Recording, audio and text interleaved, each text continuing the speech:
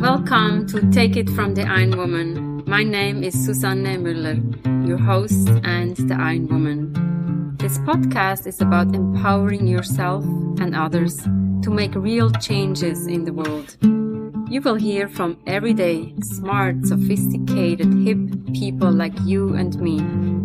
Not everybody has to be an Ironwoman to impress the world. Together, we will learn from the sports and business leaders how you can become a more successful person as an entrepreneur or a leader. It's one step at a time, one day at a time. Take your steps now. Take your big steps now. Join me on this journey to success. Take it from the Ironwoman. We only have special guests, and today we talk to a PhD in economics. So we want to hear from Mitali. What does it take to have a PhD in economics? To me, it's very foreign. I studied psychology, not economics. So introduce yourself, Mitali. What can we learn from you? And how can we not be so intimidated by economics? Maybe that's what we want to get out of this podcast. Oh, wow. Thank you. Hi, my name is Mitali. Thank you for having me on this podcast, Susan. I'll begin by what I do right now. So I'm an assistant professor of economics at Farmingdale State College at the School of Business. At Farmingdale, I teach undergraduate economics. So I teach courses like basic micro, macro, intermediate macro, and international trade.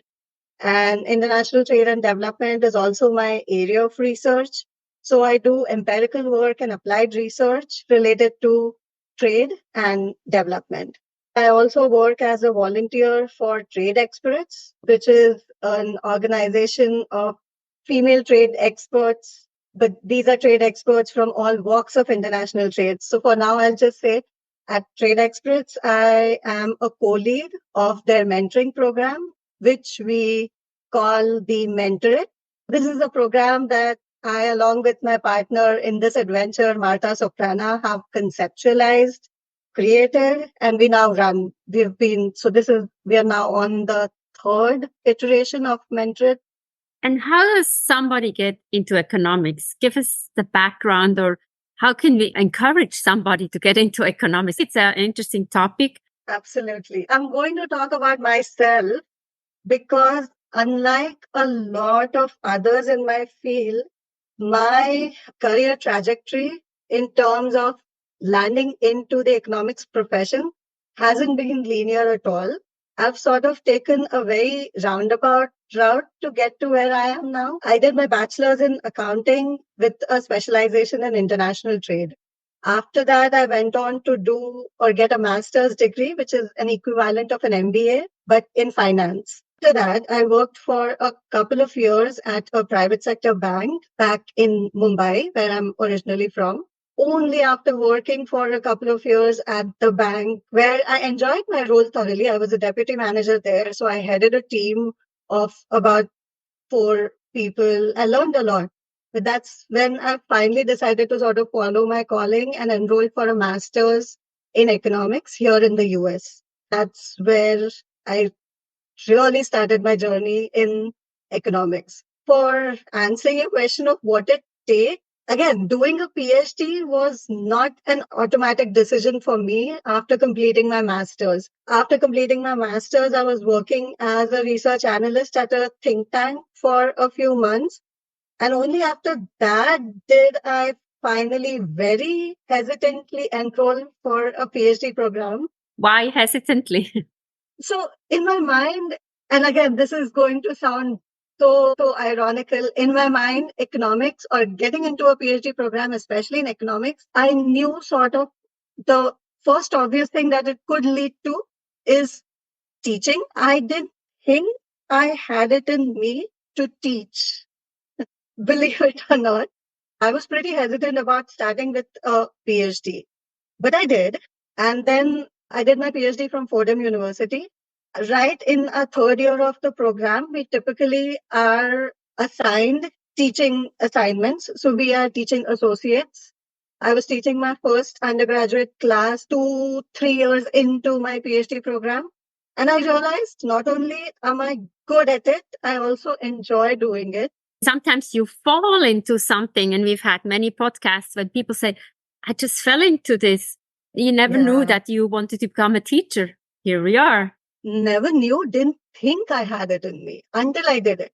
That was one of the biggest takeaways of my life. If something seems intimidating, but at the same time interesting, perhaps just jump into it, try it out. And then I guess it's better to say, yes, I tried and I failed, rather than having then thought later that I didn't try this at all.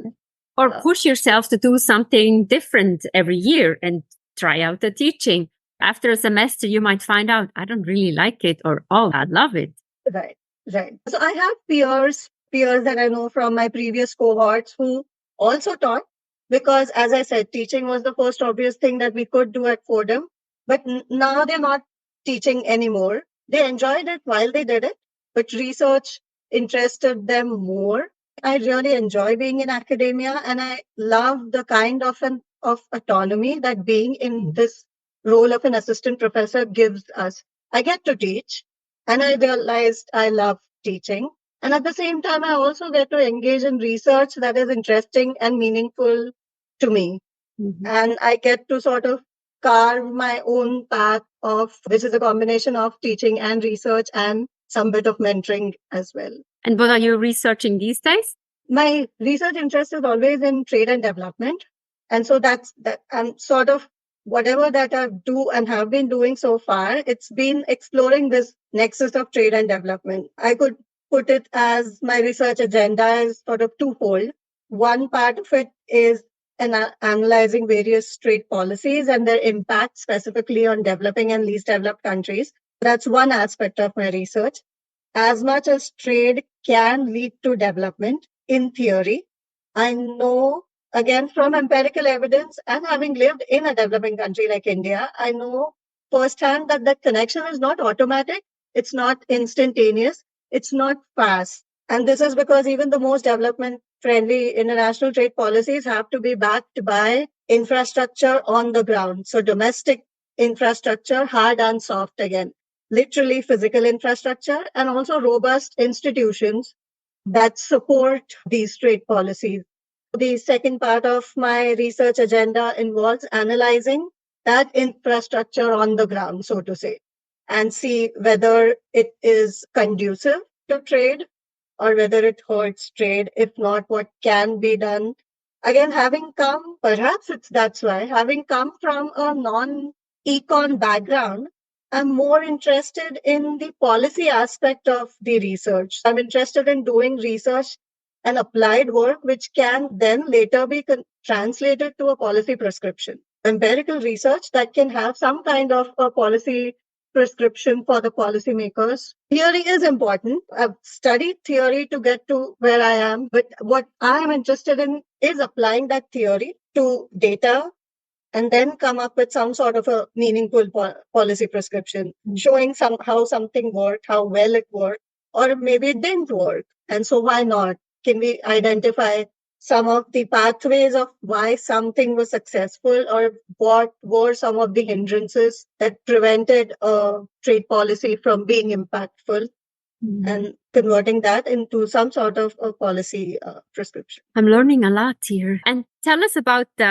trade expert. So when I look at that word, what comes to my mind is the rockets, like the the dancers, but obviously tell us it's not dancing. Trade expert. How did that start? So that is a term coined by Hannah Norberg, who is the president of Trade Experts. Trade Experts really started as a Twitter storm. So somebody ended up on an all-men panel in international trade. I think it was Hannah, and then she was very upset about it. And so she went on Twitter and just asked, hey, don't we know any female trade expert in international trade? People started responding, and people came up with a list of 10, 20 names and more. And so she said, well, what if there are so many women working in international trade? Maybe we should form a group and work together and go on panel, self-invite ourselves. That's pretty much what we've done. We've created something that wasn't there. And that sort of has been the motto of all of us working at Trade Experts, which is to create something that we wish we had. That is how Trade Experts was born. It was born as a very informal group of women, experts in international trade, coming together, meeting on Zoom back during the pandemic, back in 2020. But now we are formally registered organization. All of us work there as volunteers, except for we have a couple of admins and couple of people who work keep things running behind the scenes, like the website and sending out emails and things like that. But the rest of us, all of us are volunteers working with Trade Experts, and we now have about 9 programs that we offer to our members. We do have a membership, so people can sign up to be members of Trade Experts. And it's obviously also now evolved beyond just being an all women's organization, because as we started growing, we obviously found a lot of allies in the male community as well, people who wanted to support this very amazing cause. And so now we have both male and female members. We have at least 9 programs. Of those, I co-lead the mentoring program. That is that one we call the mentorates, again, going with the theme. And the mentoring program is simply I and partner in this adventure, Mata Soprana, do very little really. We just bring together prospective mentors and mentees. So we send out a call for applications for mentees, and then we've received responses from people wanting to, say, pivot in their careers or wanting to take the next leap in terms of a promotion or just wanting help with presenting at a conference or a seminar in different kinds of asks. We also then try to match these mentees with the mentors that we have, which are all within the members of Trade Experts. We've had at least 2 successful iterations so far. We are right now in the middle of the third one. We've been hearing few positive things about this one as well. Hopefully things are going well. Once we have pretty much matched them, introduced them to each other, we sort of take a backseat and let them do their thing. Mm-hmm. So they reach out to each other, and depending on what the mentee needs, the mentor is available. It's very gracious of these mentors who also, again, completely volunteer their time.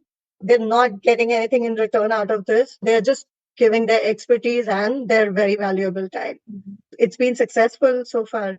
Congratulations. Sometimes we need to be frustrated and then take the lead and create something new. And when you talk about mentorettes, are these students or are these junior people in the business, or who are these mentorettes? So they're all. We've not kept the program very standardized. This is exactly the reason why.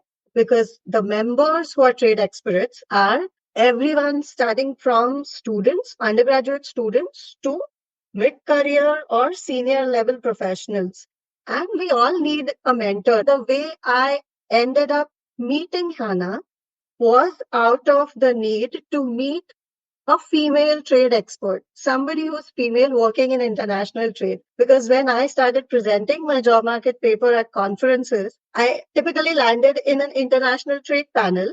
This is not an exaggeration. The handful of conferences that I did attend, I ended up being the only woman or one of the 2 females in that entire session. I only wanted to talk somebody who is female and also works in international trade. That's how I met Anna. She's an economist by profession. She's done a PhD. That's how I got connected with her. And so Trade Experts, the membership itself is also that diverse. Coming back to your question, the mentees, even in the current cohort, so there are a couple of students and there are at least a few mid-career level professionals as well who are looking for that pivot or looking for some specific kind of career guidance. To wrap up the podcast, I always ask the question, what do you do when you don't work? I like to read. And my 8-year-old son now also reads on his own. And he's turned out to be a voracious reader too. Reading together, reading with him, as in him reading his book and me by his side reading my own, is one of my most favorite things to do on the weekends. I also have more than 50 plants in my very modest sized New York City apartment. And so never are more than 6 or 7 of them on the same watering schedule. So if nothing, I'm watering my plants or potting them, repotting them, pruning them. I have a bunch of pothos. I have philodendrons. Now I have a few alocasias as well. I'm very proud that I've managed to keep them alive so far.